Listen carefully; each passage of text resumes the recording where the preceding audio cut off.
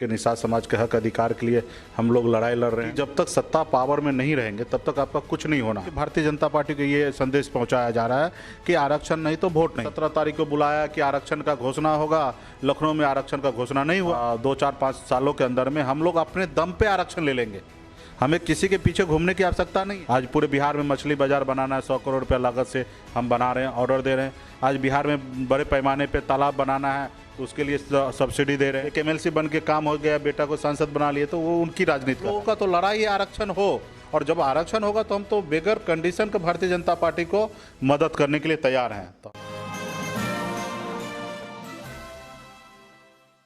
नमस्कार, मैं आमिना और आप देख रहे हैं UNN। नदियों पर नाव को दौड़ते हुए तो आपने अक्सर देखा ही होगा, लेकिन क्या आपने कभी सड़कों पर नाव को दौड़ते हुए देखा है? बिल्कुल नहीं देखा होगा। लेकिन अब हमारे लखनऊ की सड़कों पर या लखनऊ के चौराहे पर आपको नाव जरूर दौड़ते हुए दिख जाएगी। ये मुमकिन किसने किया? तो मैं आपको बता दूं, ये मुमकिन किया है खुद को सन ऑफ मल्लाह कहने वाले मुकेश सहनी ने।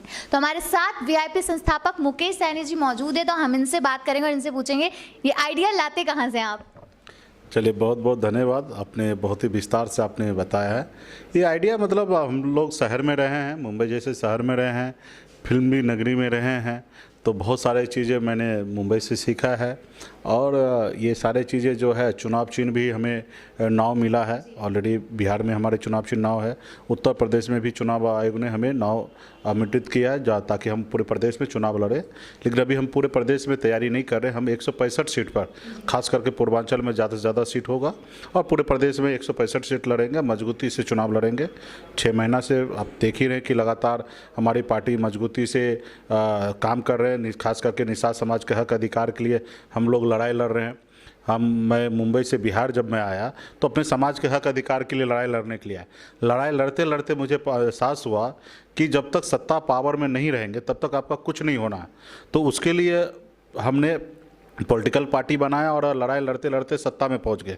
तो उसी तरीके से उत्तर प्रदेश में भी हम अपनी ज़मीन को तलाश रहे हैं और यहाँ पे संघर्ष करके हम ज़्यादा से ज़्यादा विधायक बनाएंगे ताकि आने वाला समय जो 2024 होगा उस समय में दिल्ली में हमें ज़्यादा से ज़्यादा सांसद पहुँचाना है और निषाद को आरक्षण लागू कराना है। खास करके निषाद समाज का जो प्रमुख मांग है वो निषाद को आरक्षण दिलाना, और आरक्षण हमारा अधिकार है। ऑलरेडी आरक्षण दिल्ली हो या बंगाल में निषाद को मिल रहा है, लेकिन उत्तर प्रदेश या बिहार झारखंड में नहीं मिल रहा है। तो हम लोग लड़ाई लड़ रहे हैं और आंदोलन के दम पर ये पार्टी बना है। समाज को आगे पहुंचाने के विचारधारा पे ये पार्टी बना है और खासकर उनके लिए हक अधिकार के लिए लड़ाई लड़ रहे हैं। बिहार से लेकर उत्तर प्रदेश तक आने वाले समय में मार्च के बाद हम झारखंड में भी पार्टी विस्तार करेंगे और 24 की तैयारी हम लोग करेंगे। और यहाँ पे आप देख ही रहे कि किस तरीके से तैयारी है, पिछले 6 महीने से किया जा रहा है और हमारी सारी तैयारी कंप्लीट हो चुका है। 165 सीट पर लड़ेंगे चुनाव। जैसे आपने बताया कि पिछले 6 महीनों से तैयारी चल रही है। 2 जुलाई को यहाँ पर आप आए और VIP की तरह उत्तर प्रदेश में एंट्री ली और आरक्षण की बात होनी शुरू हो गई निषाद समाज की। जब से आप आए हैं तब से ऐसा नहीं लग रहा है कि और प्रमुख पार्टियां भी निषाद समाज को कुछ ज़्यादा तवज्जो देने लगी हैं? अभी कुछ देर पहले ही कांग्रेस की जो रैली हुई, उन्होंने भी निषाद को कहा कि हमारी ये सरकार बनेगी तो निषाद सुरक्षित रहेंगे। भाजपा भी अब निषाद समाज को इकट्ठा करने की कोशिश कर रही है, सपा भी कह रही है। तो क्या लग रहा है सर, आप आ गए, आपकी वजह से निषाद समाज को कुछ ज़्यादा मिल रहा है या वोट कटने के आसार लग रहे हैं? नहीं, देखिए, ये तो निश्चित तौर पर समाज में जब भी जागरूकता आएंगे तो इसका चर्चा होगा। 2014 से पहले निश्चित तौर पे इस समाज के बारे में लोग बोलते नहीं थे, ना नोटिस करते थे, लेकिन समाज में जागरूकता आने के कारण बदलाव आ रहा है और एक विकल्प मिलने से लोगों में और ज़्यादा चर्चा होता है। पहले ऐसा होता था कि कोई व्यक्ति विशेष समाज की राजनीति कर रहे थे और वो समय आने पे किसी पॉलिटिकल पार्टी से बिक जाता था, एक टिकट पे, एक सिंबल पे समझौता कर लेते थे। तो अभी वो समय ख़त्म हो चुका है। अभी समाज जागरूक हो गया है। उत्तर प्रदेश में हर घर में एक ही नारा है, आरक्षण नहीं तो वोट नहीं। और ख़ास करके भारतीय जनता पार्टी को ये संदेश पहुंचाया जा रहा है कि आरक्षण नहीं तो वोट नहीं। तो पहले जैसा नहीं रहा। तो अभी क्या हो गया कि आपको उत्तर प्रदेश में भी उत्तर प्रदेश के समाज के हक अधिकार के लिए बात कर रहे थे निषाद पार्टी, डॉक्टर संजय निषाद जी। 2016 में उनकी पार्टी मैंने ही बनाया। उनको राजनीति में हमने लाया, उनको रैली हमने कराया, बहुत सारा चीज़ हमने किया उनके लिए, लेकिन उन्होंने समय के बाद उन्होंने अपने आप में बदलाव लाया, सिर्फ अपने परिवार के लिए सोच रहे थे। तो अभी हमें उत्तर प्रदेश में समाज के लिए हम लड़ाई लड़ रहे हैं बिहार में, तो हमें लगा कि यहाँ पे विकल्प देना चाहिए, और फिर हमने विकल्प दिया। और जब विकल्प दिया तो निश्चित तौर पे वो उस पर रिएक्शन हुआ, वो भी एक्टिव होकर काम कर रहे हैं और मैं भी एक्टिव होकर काम कर रहा हूँ। और जब एक्टिव होकर काम हो रहा है, जहाँ विरोध हो रहा है, वहाँ पे निश्चित तौर पे सरकार समझ रहा है। अभी जैसे 17 तारीख को बुलाया कि आरक्षण का घोषणा होगा, लखनऊ में आरक्षण का घोषणा नहीं हुआ, तो समाज के पास विकल्प है कि वीआईपी पे चढ़ेंगे, नाव पे किनारा लगेंगे। तो आपने देखा कि समाज किस तरीके से नाराज़ है, और जब नाराज़ है तो सरकार को भी नोटिस करना पड़ रहा है, झूठी सही लेकिन लेटर लिखना पड़ रहा है। वो लेटर लिखने की कोई आवश्यकता नहीं है, काम करने की आवश्यकता है, लेकिन झूठी सही लेकिन लेटर लिख रहा है। तो समाज के बीच में जागरूकता फैल रहा है। सिर्फ मेरे वजह से नहीं, हर निषाद का बेटा अपने पैर पे खड़ा हो चुका है। और मुझे लगता है आने वाले समय में 2, 4, 5 सालों के अंदर में हम लोग अपने दम पे आरक्षण ले लेंगे। हमें किसी के पीछे घूमने की आवश्यकता नहीं है।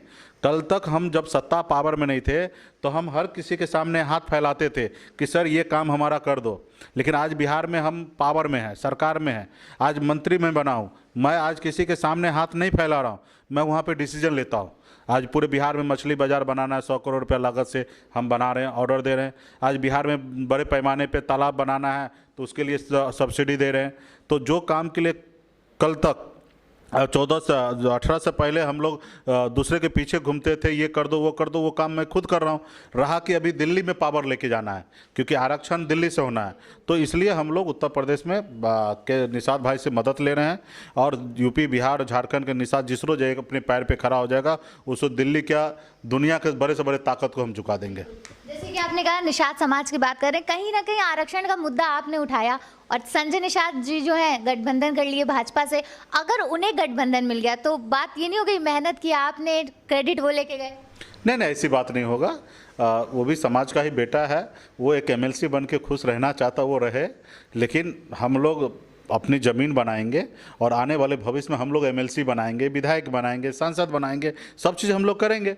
उनको लगता है कि भाई समय नहीं है हमारे पास, चलो एक एमएलसी बन के काम हो गया, बेटा को सांसद बना लिए, तो वो उनकी राजनीति कर रहा है। हम लोगों को प्लेटफॉर्म बनाना है, जैसे बिहार में बना दिया है। अभी भविष्य में वहाँ पे राजनीति जब भी होगा तो वहाँ पे निषाद वीआईपी पार्टी से हमेशा गठबंधन होगा, और वहाँ पे अपने समाज के लोगों को हम लोग लड़ाते रहेंगे, हारेंगे, जीतेंगे और सत्ता में पावर में बने रहेंगे। नहीं, मेरा क्वेश्चन बस यही था कि अगर भाजपा, क्योंकि वो भाजपा के साथ गठबंधन कर रखे हैं, आपने अभी तक किया नहीं है, आप एकदम एंटी, और हम करेंगे भी नहीं जी, आप ये ऐलान कर रहे हैं, तो कहीं अगर भाजपा ने गठबंधन कर लिया उनके, सॉरी आरक्षण अगर उनको दे दिया, तो कहीं ना कहीं ये नहीं होगा? देना चाहिए हम लोग, क्रेडिट तो उनका चला अरे ठीक है ना, यहाँ क्रेडिट की कोई बात नहीं है। निषाद, हर निषाद का बेटा लड़ने के लिए तैयार है, और आरक्षण हो हर किसी का है, और किसी एक व्यक्ति का दम नहीं है। चाहे मुकेश सहनी भी भविष्य में कभी भी अकेले अपने दम पे आरक्षण नहीं दिला पाएंगे। हम अगर दिलाएंगे तो हमारे पीछे निषाद खड़ा होगा तो ही दिलाएंगे। तो आज डॉक्टर साहब भी अगर उत्तर प्रदेश में अगर आरक्षण लागू होता है तो सिर्फ डॉक्टर साहब का देन नहीं होगा, ठीक है, अगवा है, मुकेश सहनी का भी योगदान होगा, राजा रामबिन जी का भी योगदान है, जो उनके पार्टी में पूर्व से काम करते रहे, राम भरत जी हैं या तमाम उनके जितने भी लोग हैं जुड़े रहे, सबका योगदान होगा।